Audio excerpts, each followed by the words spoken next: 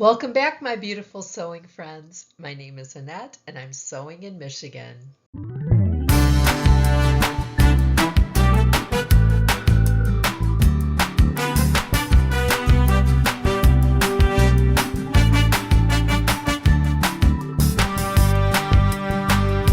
Please excuse the undone hair and lack of makeup.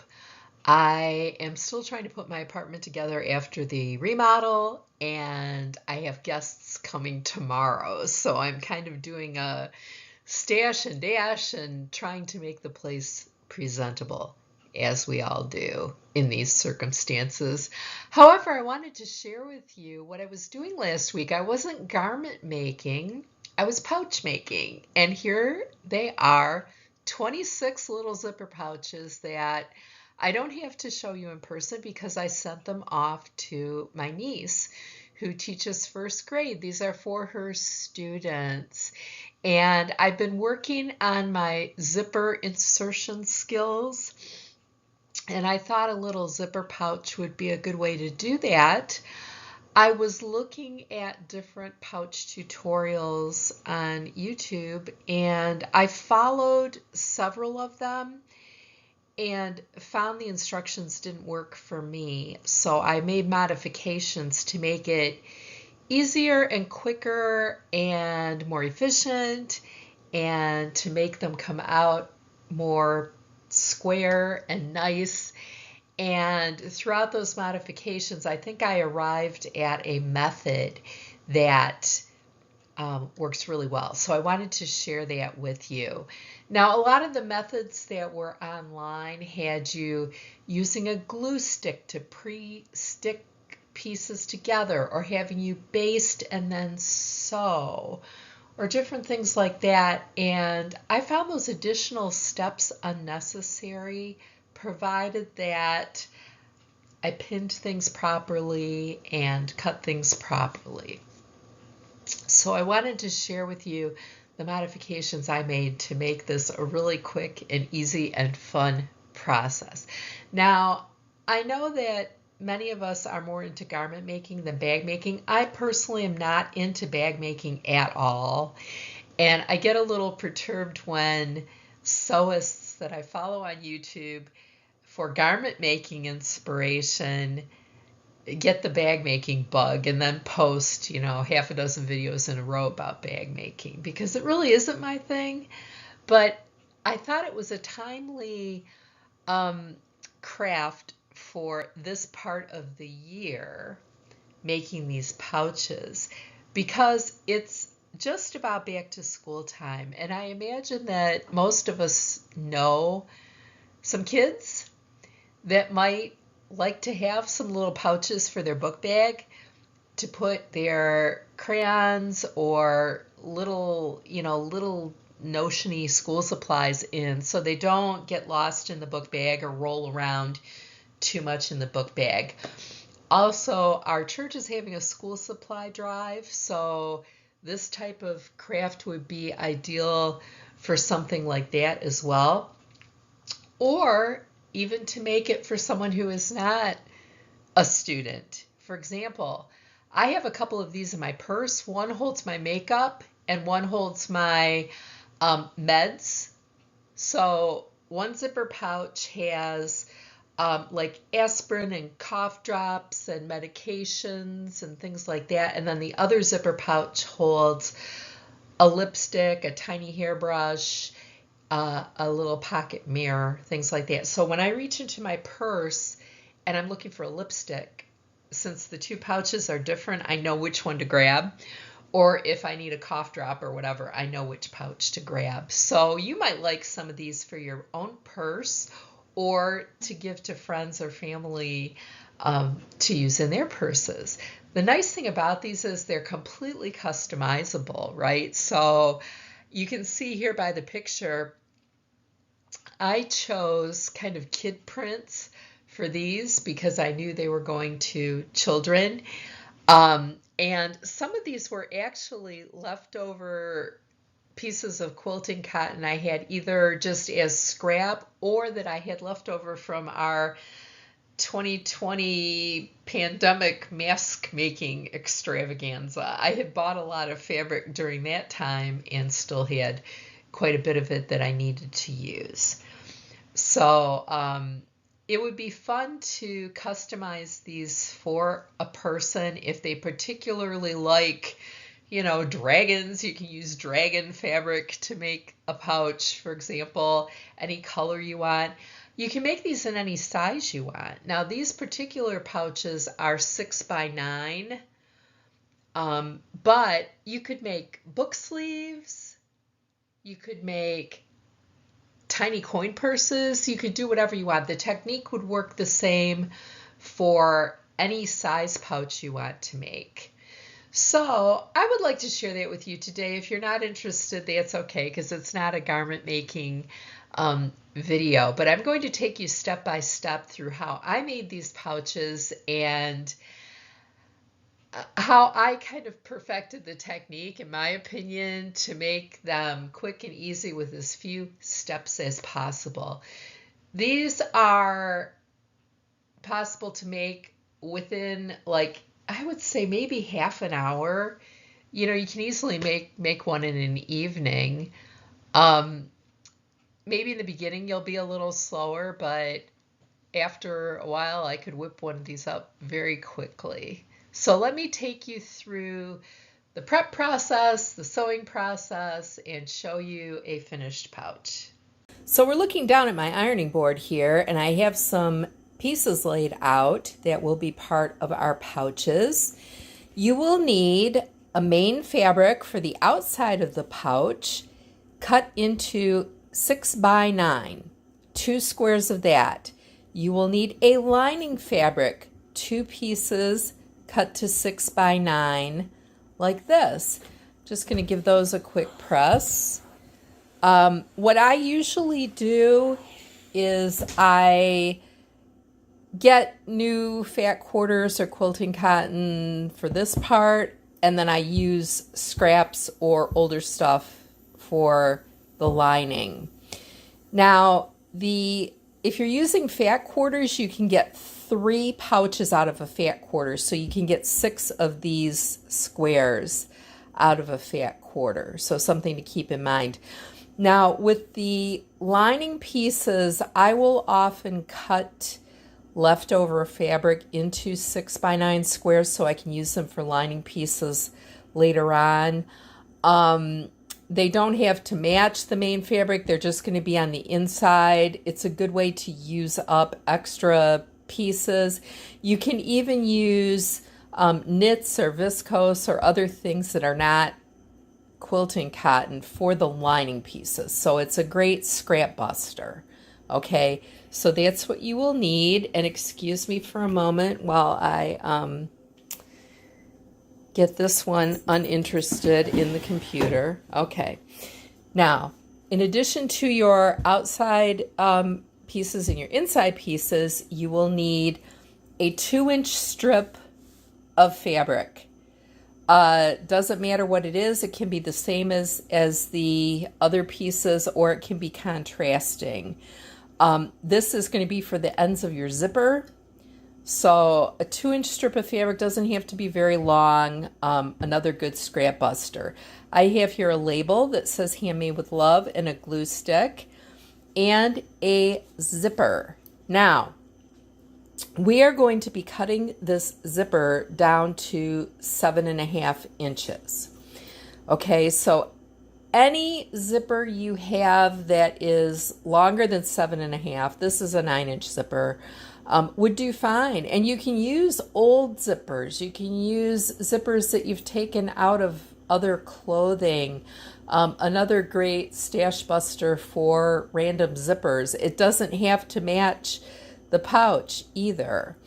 So I buy these 9-inch zippers in bulk from Amazon. I have a bag here. I've used most of these, but let's see, does it say how many? I don't see it. It says nylon zippers. Yeah, I don't see the quantity. I think there might be 50 in this bag, but they end up when you do the math, they end up being like 37 cents a piece or something. They're really cheap. But again, it's an easy way to use zippers you already have in your stash that might be old or came off of some other garment or are just a weird color or whatever. So I'm going to take you through this process of how to put these beautiful little pouches together. We're going to start by preparing this little piece of fabric that we're going to use for the ends of the zipper. So again, it's 2 inches wide, and we're just going to press it like we would if we were making bias tape, except it's not cut on the bias. But I'm folding it in half and then folding each of the edges in halfway, pressing that like this, like so. And then I'm going to fold that in half like this and press it. That's going to be the ends of the zipper. So again, you can use any fabric scrap you have for that. It can be the same or contrasting to your main fabric. So we've done that. The other thing I'm going to do to get prepped here is to insert a label into the lining. So this is the only thing I found the glue stick useful for, to be honest with you. But I'm going to take the glue stick, which has glued itself shut apparently, and put a little dab on each end of the label, like so. And then I'm going to put that on one of the lining pieces about an inch or so down from the top in the center. Okay, so now what I'm going to do is I'm going to, forgive my camera skills here, I'm going to stitch around that to get that all ready, and then we're going to look at what we need to do to the zipper. Now we're going to work on our zipper. So here's this nice lime green one I'm using. The first thing you're going to do is cut off the end above this little staple here, okay? So of course it's easier if you're using a nylon zipper like this, but you can use an invisible zip. If you're using a metal tooth zip, you're going to have a little more of a challenge because we are going to be sewing over the zipper teeth. So I recommend a nylon zipper. So what we're going to do is we're going to insert this into our piece of fabric here and sew across there. Then when we do that, we're going to cut this to the proper length and do the same on the other end, okay? So I'm going to take this over to the sewing machine and do this first end. Now on my sewing machine, I'm using a regular foot. A lot of these tutorials recommend that you use a zipper foot for this whole process, but I found that a regular foot works just fine. I have like a lime green thread on the machine. It doesn't matter what color thread you use. It might contrast with your fabric, but that's okay. This is my ancient Singer sewing machine I always talk about. This is a good way to use up bobbins too that are almost done, because again, the thread color doesn't really matter that much. So if you have bobbins that are almost done, go ahead and put them in and finish them out using this technique. So now I'm just going to sew across here to enclose that cut bottom of the zipper inside this fabric.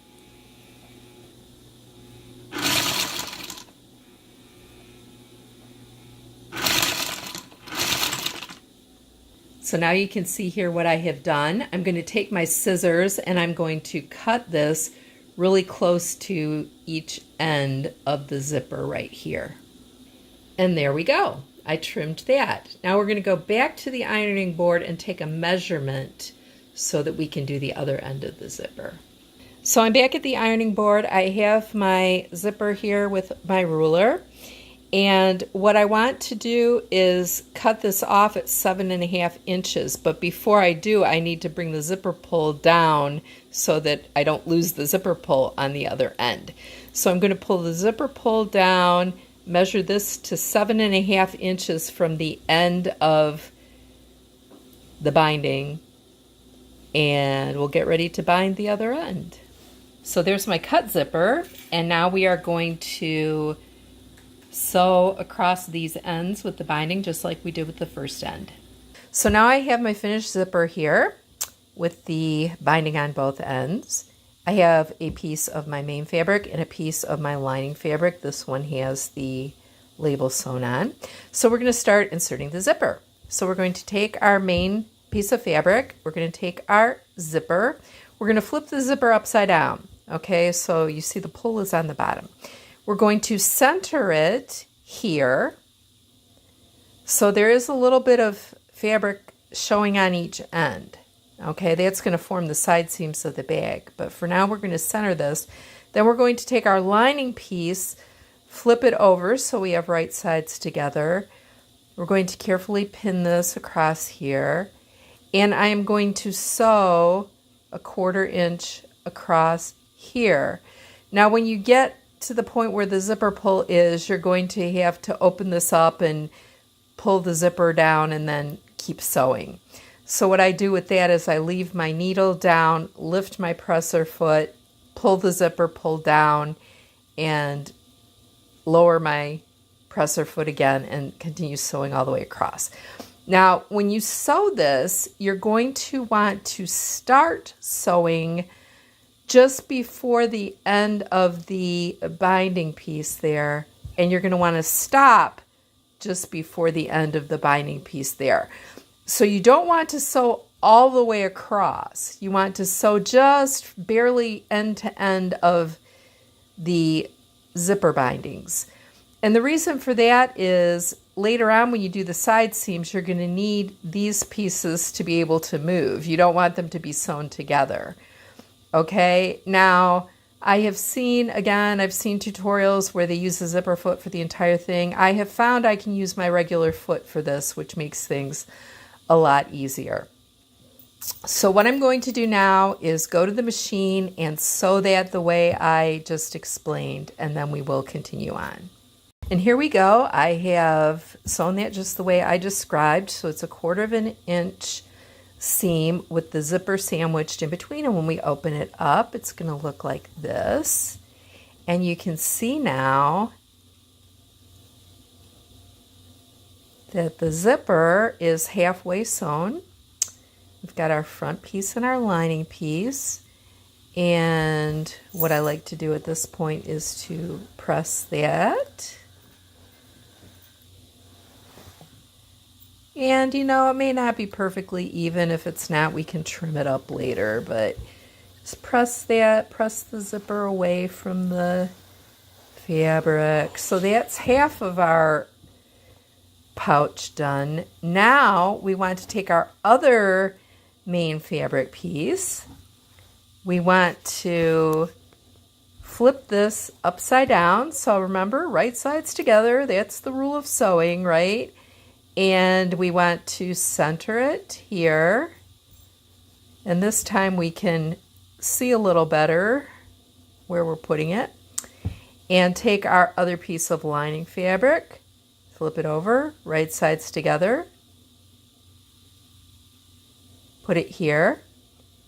And again, we're going to sew 1/4 inch across here. And we're going to sew just from the tiniest bit inside each binding piece across there. Okay, so then it's going to open up like a book when we're done with that. So I usually pin it just at one end, and I'll come back and show you after I sew that. And now I've sewn that seam. So we're done sewing the zipper in. And again, as you're sewing down there, at some point you're going to have to stop, sink your needle, lift your foot, move the zipper pull up or down to get it out of your way, and then lower your foot and continue across. Okay. Now, when I open this up, when I put both of the main pieces on top, you can see it looks like this. So there's our zipper in the middle, right, sewn on both sides. And here's our side pieces.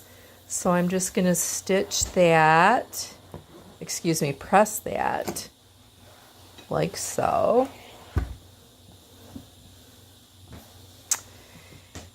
And now you notice that our ends have gotten a little uneven here. We're going to trim that in a second. Don't worry about it. I mean, these things may not come out perfectly square, perfectly symmetrical. That's okay.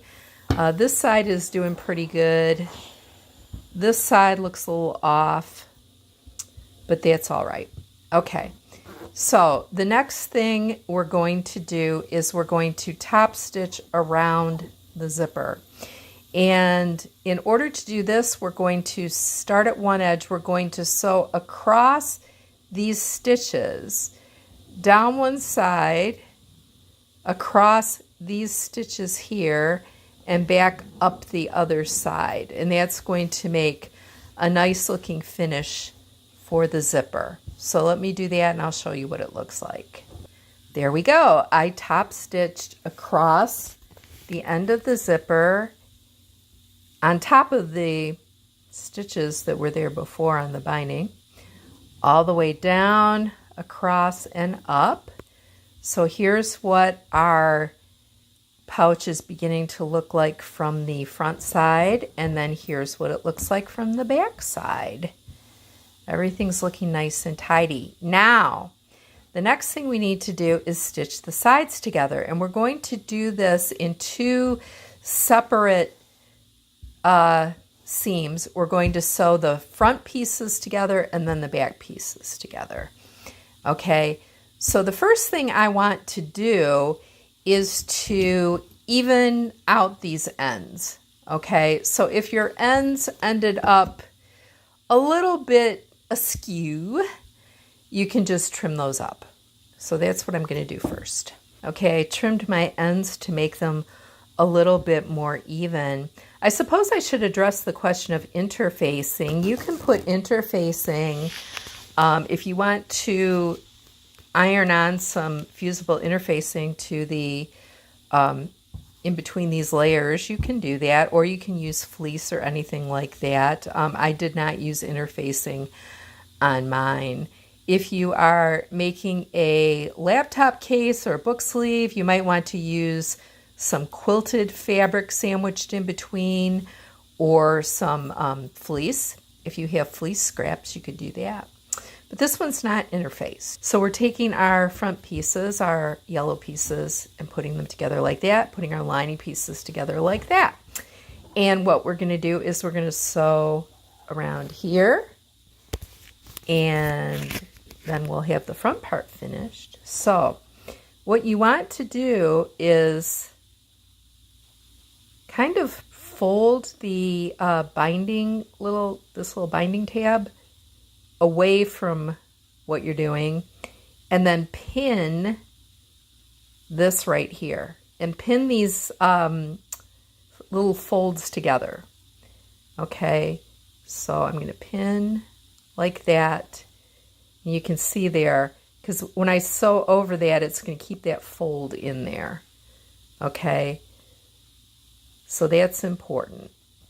So I pinned it like that. I'm going to go on the other side and do the same thing. So your little tab goes away from what you're doing, and your right sides together. Keep those little folds down like that.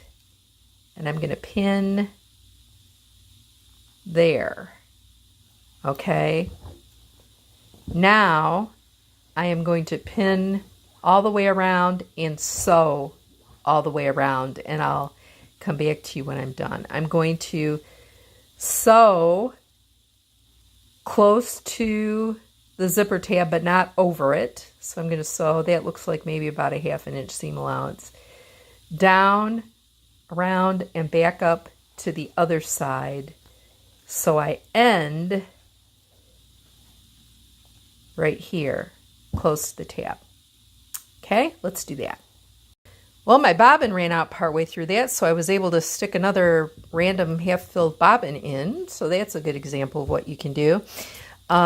Sewed around here, and now I snipped the corners close to my stitching, but not through my stitching. And make sure your zipper is open. Pull your main piece out. Okay, and now you're going to really get to see your pouch start to take shape, because we're going to poke out the corners down here.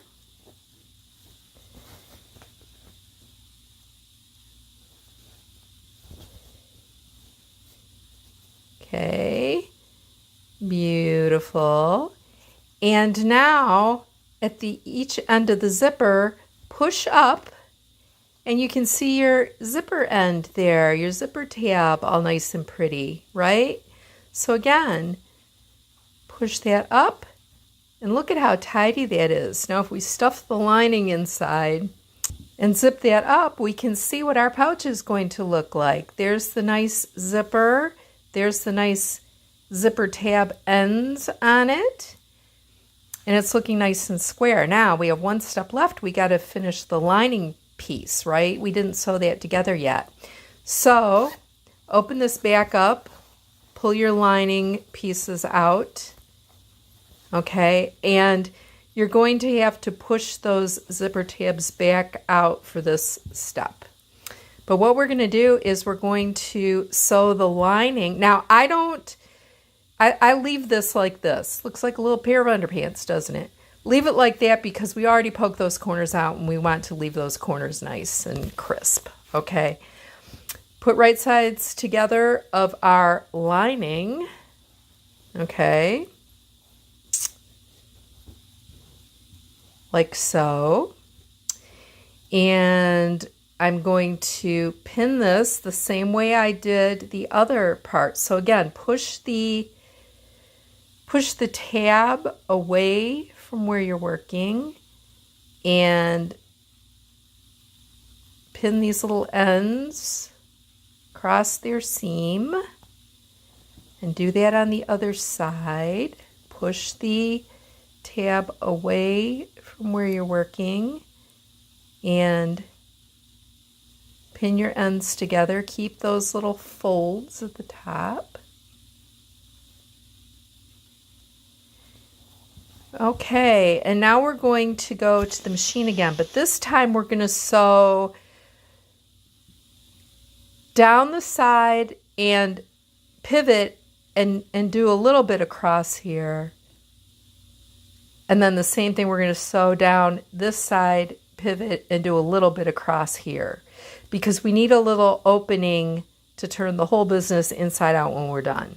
Okay? So I'm going to go to the machine, do that, and then show you what it looks like. Now you can see that I've sewed the lining. I sewed down the side across about 1.5 inches and the same on the other side. Now we're going to turn this whole business inside out. So I'm going to pull the main piece through like that. And here's our lining. I'm going to poke out the corners nicely, just like I did before on the main piece. And I am going to close up this bottom opening like so. And now you can either hand stitch that or machine stitch it. I just machine stitch it because it's going to be on the inside, way down at the bottom. So to me, it doesn't have to be fancy. So I'm going to go to the machine and do that, and then I'll show you the finished product. And here we are with our finished product. I pushed the lining inside, pushed the corners into the corners, popped up the ends of the zipper again, and there you can see our pretty Handmade with Love label on the inside, our nice zipper. And now I'm just going to give it a little press.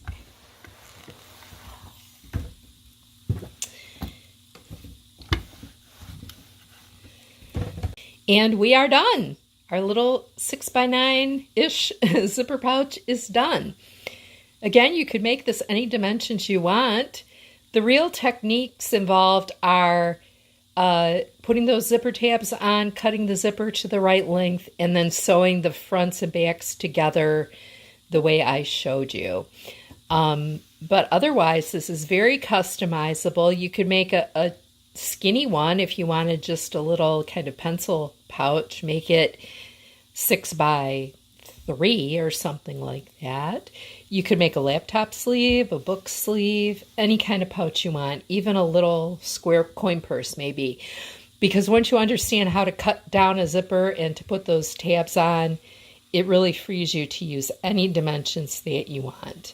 So I hope you've enjoyed this tutorial on how to make a little zipper pouch. I apologize for my camera skills not being the greatest and things going wobbly once in a while. Tutorials are not my strong suit, but I wanted to share with you how I made those little pouches. Like I said, I made 26 of them for my niece's class, but you can make 1 or 100, however you want.